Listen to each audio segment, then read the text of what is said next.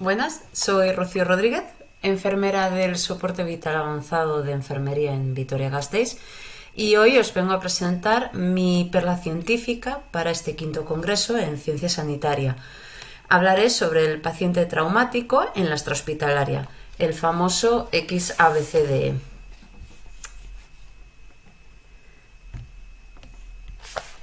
Para empezar, comenzaremos definiendo al trauma como una lesión severa a nivel orgánico resultante de la exposición aguda a un tipo de energía en cantidades que exceden el umbral de la tolerancia fisiológica.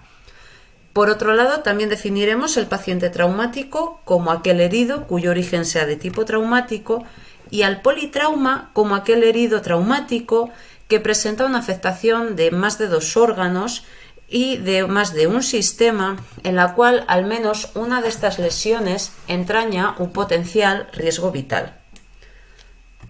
La OMS afirma que entre 20 y 50 millones de personas sufren traumatismos cada año, de los cuales alrededor de 5,8 millones fallecen.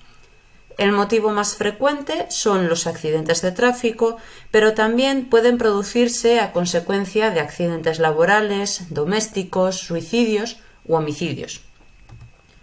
Desde hace años, la valoración primaria que se hace de forma inicial a un paciente es el algoritmo del ABCDE: la apertura de la vía aérea, la ventilación, circulación, el déficit neurológico y la exposición. Una intervención consecutiva con la que se ha logrado minimizar el número de víctimas mortales. No obstante, hace unos años se empezó a sospechar que en un traumatismo la principal causa de muerte que se podía prevenir era la exsanguinación, por lo que en 2020 se comienza a hablar de una modificación de la valoración primaria. Al algoritmo del ABCDE le añadiremos la X, el control de las hemorragias. A día de hoy existe también lo que se conoce como el protocolo March, que es usado en medicina táctica, en situaciones donde los recursos y el tiempo son limitados. Como podéis ver en la diapositiva, el protocolo March no difiere mucho del XABCDE. En ambos la prioridad será el control de sangrados masivos, ya que se pueden convertir en fatales en poco tiempo. Viendo esto, podríamos decir que no solo se podría aplicar este algoritmo en el medio táctico, sino también en otros medios como la montaña o cualquier medio inhóspito en donde el ambiente nos someta a una situación hostil. Con todo esto, a la hora de la práctica, habrá que saber identificar los signos de un sangrado masivo, como la presencia de un charco de sangre, sangrado pulsátil en la herida, apósitos empapados, que la víctima esté pálida, confusa e inconsciente, ya que estos pueden poner en riesgo la vida. Por otro lado, las hemorragias se pueden clasificar en diferentes grados en función de los niveles de sangre perdida, como se puede ver en la tabla realizada por el Colegio Americano de Cirujanos para el programa de ATLS.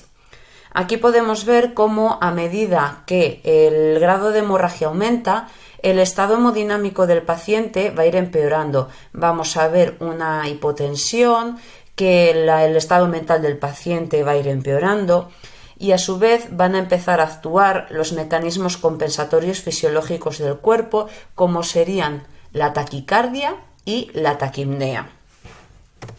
No olvidar que la hemorragia es una patología tiempo dependiente y que las repercusiones de atrasar su tratamiento son vitales. ¿Y cómo podemos abordar este tipo de patologías? Pues a día de hoy disponemos de una amplia gama de dispositivos y elementos terapéuticos para un control efectivo y precoz de la hemorragia externa en diferentes escenarios, y así se puede llegar a evitar hasta un 24% de las muertes. Uno de los dispositivos más utilizados es el torniquete. A día de hoy existen una gran variedad de estos dispositivos que difieren en sus características, pero siempre tienen la misma finalidad.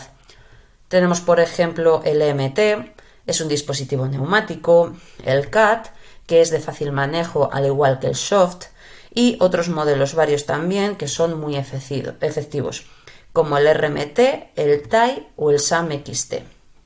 Todos con las mismas indicaciones. hemorragias en extremidades, amputaciones traumáticas, imposibilidad del control de la hemorragia mediante la compresión directa, etc. En los casos de sangrado en los puntos de unión o tronco, disponemos del Combat Ready Clamp para hemorragias en axilas o zona inguinal, también el AJT o el SJT. Estos dos últimos, su uso abdominal está contraindicado en los casos de embarazo, aneurisma o la pérdida de la integridad de la pared abdominal. Otros dispositivos conocidos son los agentes hemostáticos. Estos se han diseñado de forma que se necesite un entrenamiento simple para su aplicación correcta, sean flexibles, manejables, baratos y sobre todo que se adhieran fácilmente a la herida sin producir reacción tisular y no representen un riesgo directo. Su uso está indicado en aquellas hemorragias ubicadas en zonas anatómicas donde los torniquetes no puedan ser aplicados o donde la presión directa sostenida es insuficiente. Tener en cuenta que no se recomienda su uso en la cavidad pleural o abdominal. Aquí podemos encontrar, por ejemplo, el QuikClot Combat Gauze, un rollo de gasa quirúrgica impregnada de polvo procoagulante, o el apósito MCONT. También tenemos el Extat, que es un aplicador de microesponjas impregnadas de chitosan muy utilizado en las heridas por arma de fuego o hasta de toro, o el Celox en diferentes formatos. Todos estos tienen como principal componente el chitosan liofilizado. Es un derivado natural extraído de la concha de los crustáceos con propiedades hemostáticas. Recordar que tras su aplicación habrá que ejercer presión directa durante unos minutos para controlar el sangrado.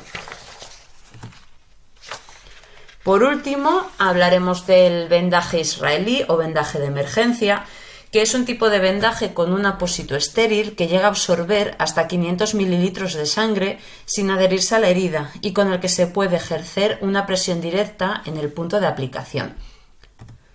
Y ya para finalizar, comentar que hay que cambiar el concepto que se tiene del torniquete como último recurso. Son seguros y eficaces, su uso está demostrado de que salva vidas, previene el shock y disminuye la mortalidad del paciente secundaria al sangrado. Espero que os haya gustado este tema, que os haya llamado un poquito más la atención el mundo de la extrahospitalaria y si tenéis alguna duda os dejo el email de mi cuenta de divulgación, de la cual estaré encantada de responderos. Muchas gracias y un saludo.